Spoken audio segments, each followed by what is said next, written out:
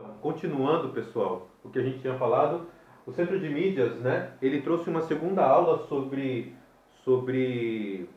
a Grécia Antiga, falando especificamente do período homérico, né? Mas o que é, professor, esse período homérico, esse período pré-homérico? Homérico vem de Homero, né? Um filósofo da época, um pensador da época, que escreveu duas grandes obras, Ilíada e Odisseia.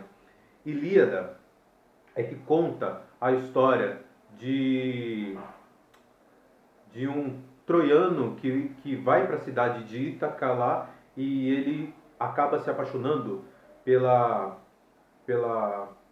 Ele vê a mulher mais bonita que ele já tinha visto na vida e o nome dela era Helena. Então ele pega a Helena, rouba e leva para Troia.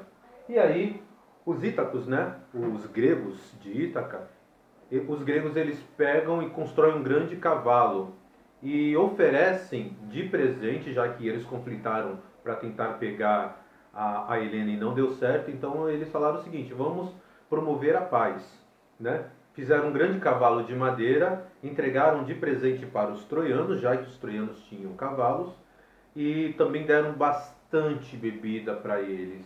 E quando os troianos receberam isso, começaram a beber, beber, beber, beber, fazer aquela festa algazarra e todo mundo estava bêbado.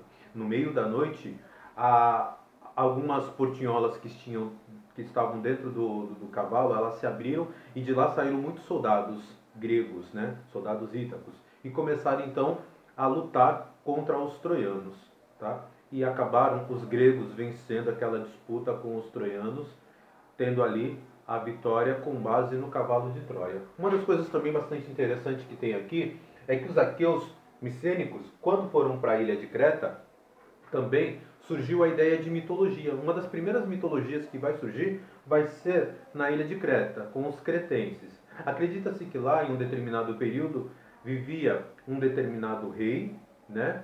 E esse rei era casado e apaixonado pela esposa dele, tá? E ele fez uma promessa, né? Que ele queria que o reino dele crescesse, tá?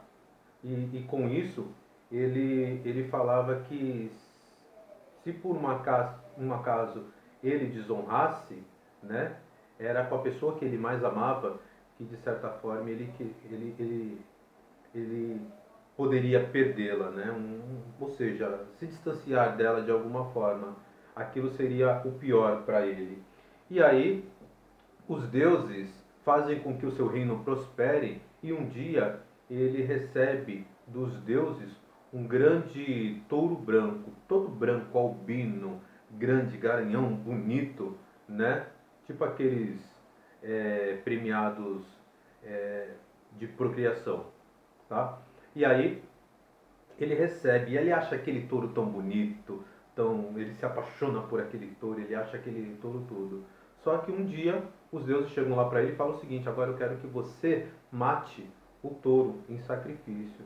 E ele falou assim: não, não vou matar esse touro, né? Qualquer coisa. Beleza. E a partir daí ele começou acreditando que a esposa dele pudesse é, ser morta, alguma coisa do tipo, ele começou a colocar muitos soldados em volta dela. Aí um dia os deuses chegaram para ele em sonho e falaram o seguinte: não vamos atacar a sua esposa porque ela não tem nada a ver com isso, tá? Só que o que eles fizeram? Fizeram com que a esposa olhasse para o touro e a partir daí eles tiveram um olhar, digamos assim, íntimo, sexual, de desejo mesmo. E ela acabou fazendo tchaca-tchaca com o touro branco. E ela ficou grávida. Grávida de quem? Grávida do touro. Quando ela teve, ele ficou extremamente possesso, né? Mas não sentiu aquilo como uma traição porque aquilo era um touro. E ela, de certa forma, foi enfeitiçada. Ela teve um filho e esse filho se chamava, recebeu o nome de Minotauro, corpo de homem com a cabeça de um touro. O que ele fez? Mandou construir um jardim em forma de labirinto e colocou esse Minotauro para que ele ficasse perdido lá. Só que é, esse Minotauro ele conhecia todas as partes e nunca saiu desse labirinto. Então ele impedia que qualquer pessoa entrasse no reino desse rei e que qualquer pessoa saísse. A partir daí a gente percebe o seguinte: A história ela traz uma outra visão, né? Foi um período em que a Grécia, por causa desses povos, acabaram, ninguém podia entrar porque eles atacavam e aqueles que tentavam sair de determinadas regiões acabavam sendo atacados por outros, né? É o mito ali do Minotauro. Mas vamos aqui, ó. Ilíada e Odisseia, nós falamos formação dos genos, né? As várias genos, e dessas várias genos formaram as polis, e aí surge o período arcaico, que da junção dessas várias genos formaram várias polis, as duas principais delas, Esparta e Atenas. Esparta, como eu falei para vocês, era formado por um grupo de guerreiros, né? Eles eram oligárquicos, ou seja, apenas os ricos que comandavam. E Atenas que traz aquela ideia da democracia, mas não era uma democracia para todos. Atenas trazia uma democracia onde apenas um pequeno grupo de pessoas eles poderiam participar das eleições e votar, tá? A Atenas ela era vinculada à questão do comércio, enquanto Esparta tinha uma produção agrícola, mas eles tentavam expandir o seu território através de conflitos.